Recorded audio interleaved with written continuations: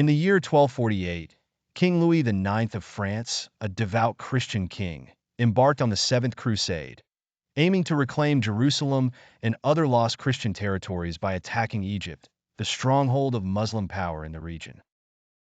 Louis believed that if Egypt fell, the path to Jerusalem would be clear, and the Islamic world would crumble. With this strategic vision, he set sail with a formidable army of French knights, infantry, and siege equipment, landing on the Egyptian coast at Damietta in June 1249.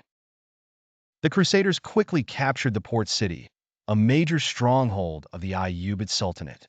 Louis, emboldened by this victory, decided to march his army south towards Cairo, the heart of the Ayyubid Sultanate. However, the Egyptians, now under the leadership of the brilliant Sultan al-Salih Ayyub, prepared a cunning defense. The Sultan knew that the Crusaders' long march through the Nile Delta would expose them to disease, lack of supplies, and the risk of counterattacks. As Louis's army approached the town of Mansoura, a fierce battle was brewing. But before the fighting could begin, the Sultan himself passed away. His death was kept secret by his wife, Shajar al-Dur, and his commander, Fakhr al-Din, as they prepared for the confrontation with the Crusaders. As Louis's army neared Mansoura, the Crusaders faced their first major obstacle, the Ashman Canal, a wide waterway separating them from the city. On the opposite bank stood the Egyptian army, led by Fakhr al-Din, who had positioned his forces in a fortified camp. Louis ordered his men to begin a slow and difficult march along the banks of the canal, attempting to find a way to cross. Picture the scene. The Crusaders, heavily armored knights on horseback, wore banners fluttering in the wind. The desert heat beats down on them, sapping their strength, while Egyptian skirmishers launch surprise attacks, firing arrows from the far side of the canal. The water barrier proves to be a serious obstacle. Supplies are running low, and Louis's forces grow weary from the attrition of the march.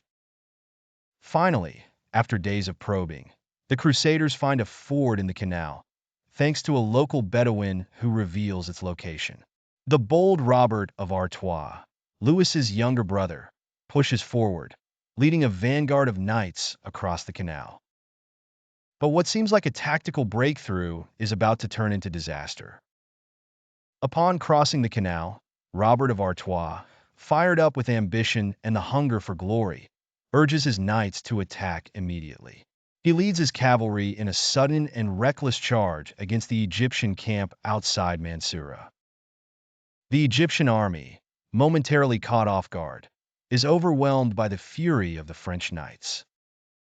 Fakhr al-Din, the Egyptian commander, is killed in the initial onslaught. As Robert's knights rampage through the camp, it seems as if the Crusaders have won a stunning victory. But appearances are deceiving. Unbeknownst to Robert, this victory is a trap. The city of Mansoura is home to the Mamluks, a powerful and elite military class. Led by the brilliant Mamluk general, Baybars, the Mamluks swiftly rally their forces within the city walls. Robert and his knights, now isolated and deep inside enemy territory, are about to face the full wrath of the Mamluks.